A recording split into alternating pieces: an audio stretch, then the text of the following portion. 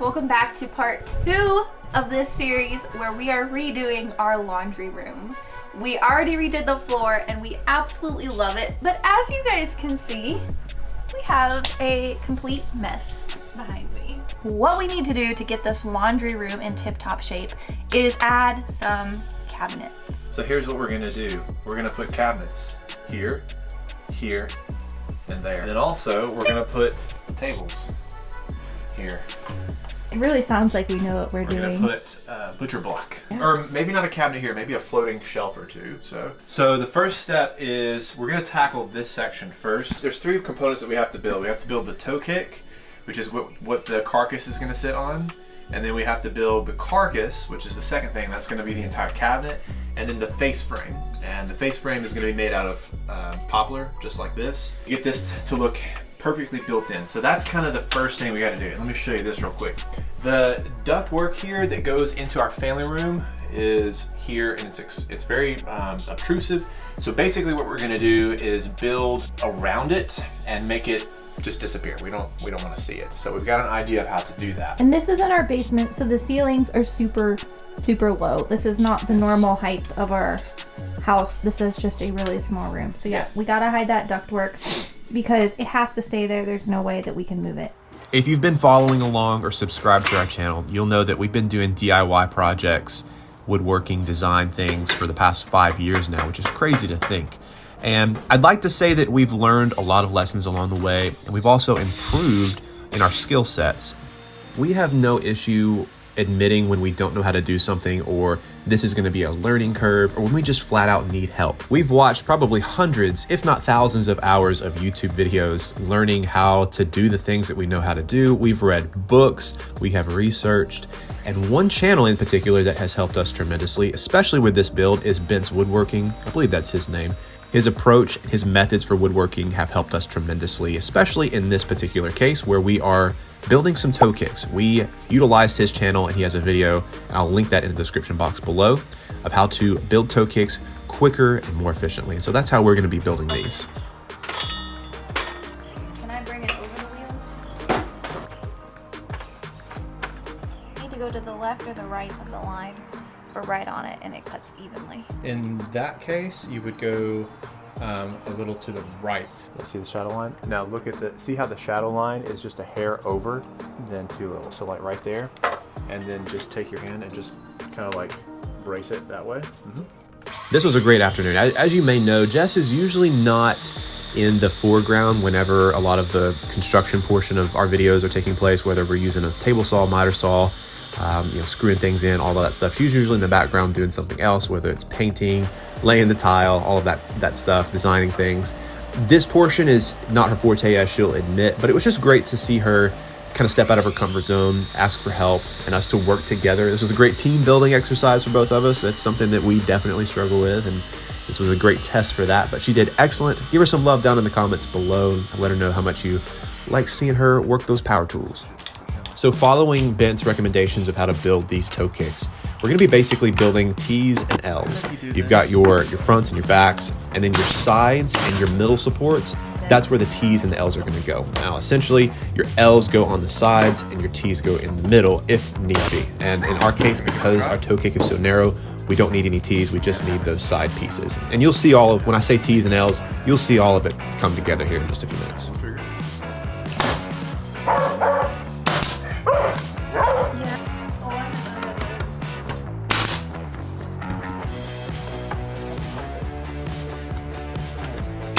So yeah, hopefully that makes sense now seeing it. That's our first toe kick.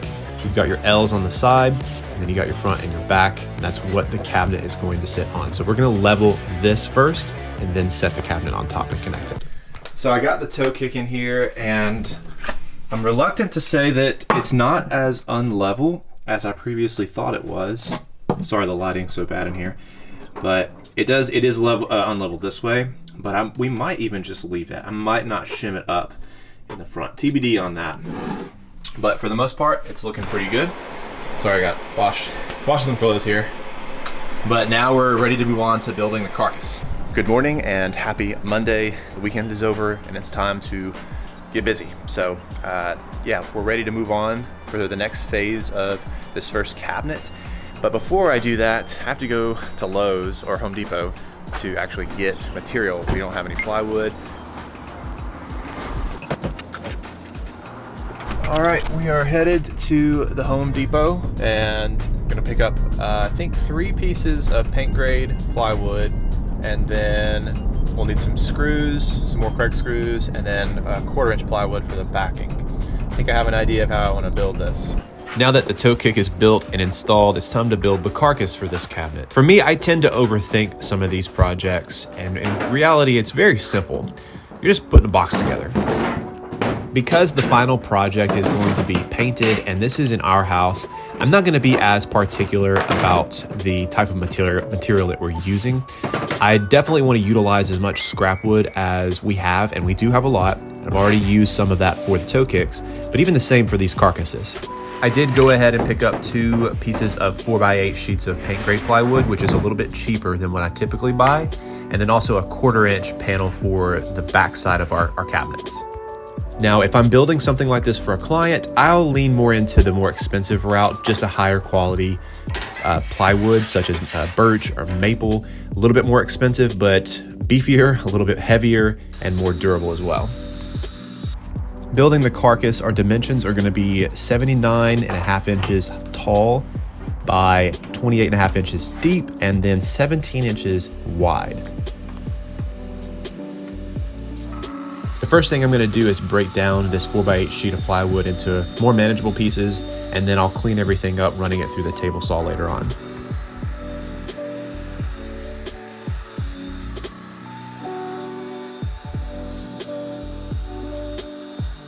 We have both sides complete, and now we got to do the top and the bottom. Had a little bit of difficulty getting it perfectly measured and lined up, but I learned a trick recently on how to find your bottom and top panels or any shelves in those depths. So what you do is you take your overall width measurement. So in this case, the width between the washer and the door frame is 19.25. And then what you do is you take your panels, because not every panel is exactly 3/4. Let's just say that the distance was 10 inches. What I would do is I would take 10 inches, I'd line 10 inches up on the outside corner, and then I would look at my inside corner, which is 8.5. And that would be what my bottom shelf and top panel would be for the distance. So just a little trick for you, very easy, very, very quick to do.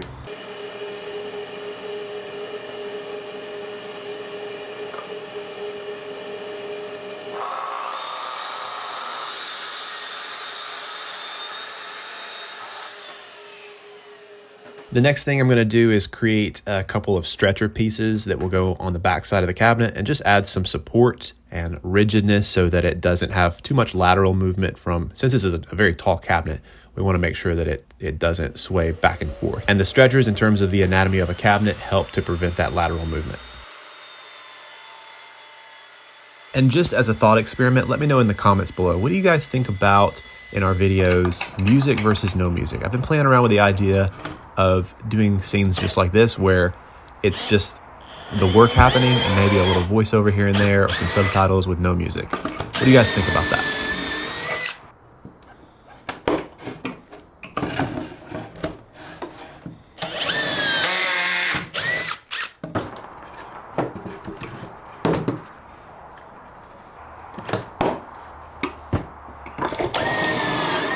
All right, it got just a little bit dark on me here, so I had to turn on the overhead lights.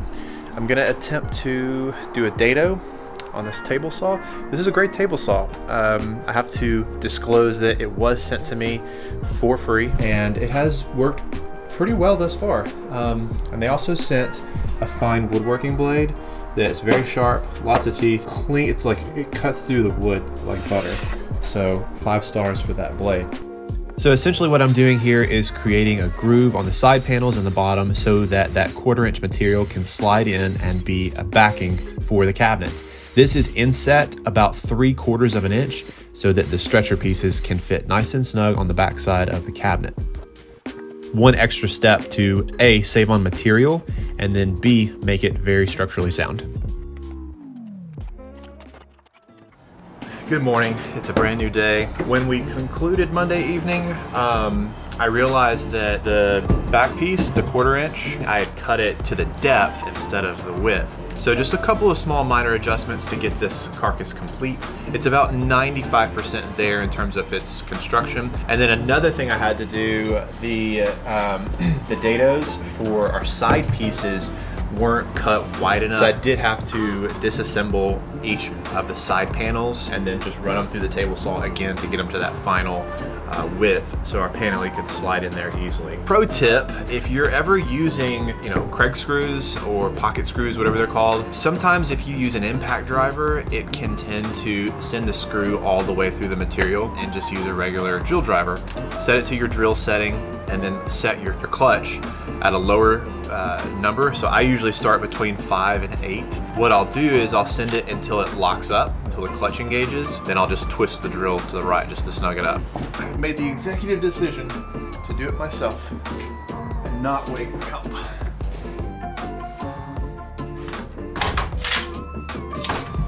Oh, it just barely fits to the door.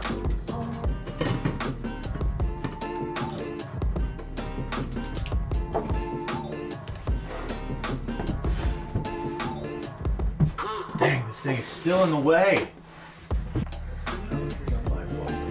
Now the cover's in the way.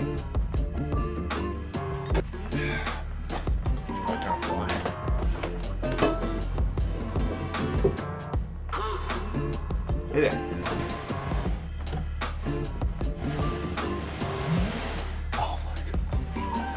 Oh my gosh. This thing just fit like a glove.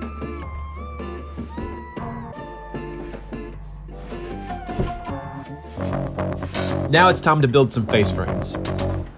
Lucky for me, this is a very simple process. Cut everything to length and put it together with some screws.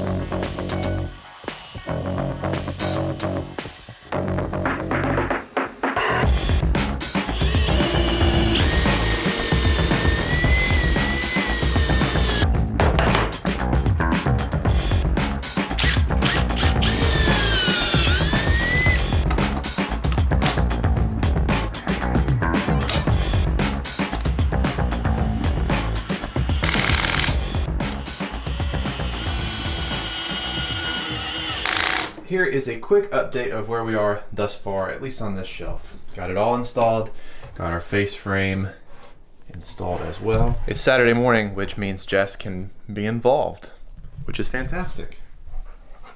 Okay. This is a possible option for the walls or for the built-ins if we want to go light. Pewter green is something I saw someone else use and I really did like the color. Next up, Jess is going to do a little bit of paint sampling, and so we ran to Lowe's to grab some samples based on the swatches, just kind of see what we like. And I also grabbed a dryer exhaust, something that could squeeze in behind the dryer so that we could push it back, in contrast to the large circular one that we currently have. The final piece is to build the doors, and you may be thinking, man, you guys are on a roll, everything is working out in your favor. Let me tell you, it's about to not work out in our favor, and just like every project we do, there is always something that goes wrong. And this project, there is no exceptions. Now, let me tell you something about shaker doors. There's a few different ways that you can build them. The way that we're gonna build them in this project is with the tongue and groove or the tenon and mortise. So you've got your panel as shown in the photo, 2 stiles and 2 rails. The stiles, which are our side pieces, they only get the groove, and then our rails get a groove and the tenon. The first step is to rip your material down to size. We're going with 2 1/4, which seems to be pretty standard. Also, I'm using poplar once again for the doors. And then recruit your wife, who is now a master carpenter, to cut everything down to size. The next step is to cut the grooves for our stiles and our rails. And we're gonna use this scrap piece as a template and try to get everything locked in. Going the mortise and tenon route, things have to be locked in. Your numbers have to be very precise, or otherwise things are just not gonna fit very well. And that's pretty much what happens here at the end. One tool that we ended up purchasing that really helped us in this process were these aluminum setup gauges, or height gauges. These are really high quality, very durable, and really well made. I'll link those in the description box below if you want to check them out. Now, I'm not going to go into detail in this video on how to make these mortise and tenon shaker doors. I'm going to link a video below that we referenced that was very informative and descriptive, and we are more than happy to promote and support other YouTubers out there that are way more knowledgeable than we are.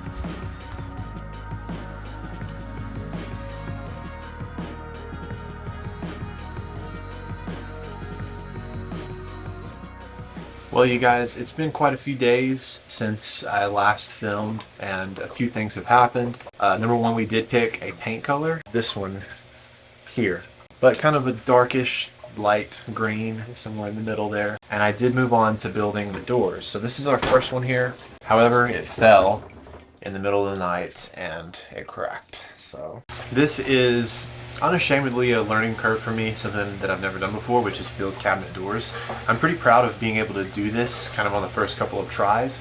There's a lot of small details that could be perfected, and I don't quite have some of the right equipment. The table saw that I'm using, the zero clearance plate has quite a bit of flex, but as I'm running the side pieces, which is, these are the stiles, they're going across the table saw, and I'm trying to get a good mortise on those pieces. It's flexing and it's causing some variation, and ultimately what is happening is the fit with the tenon into the mortise is not quite snug, and I would attribute it to possibly the table saw. Could be user error. I feel like I've fixed a lot of those smaller issues on my end.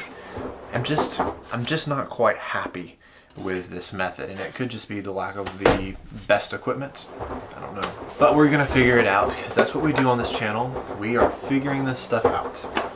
At no point have we ever professed to be professionals or experts or anything like that. There are hundreds of people out there that are way better at this than we are, but we are learning, and this is something that we want to do. So this is part of our journey. Before it gets dark here, I want to show you kind of what I think might be part of the problem. This, again, is the table saws by Evolution. This is what they sent to me, and I'm going to give you kind of an up-close view of what I think is causing some of the issues. All right, I've got a test piece here that I was using earlier that already has a nice little mortise there. You might even already be able to see how right here it's flush and how there's a gap there. Watch this. Look at that. So what happens is, as I run this piece across the blade, I'm keeping pressure back here, but by the time I get to this, see how it drops down right there?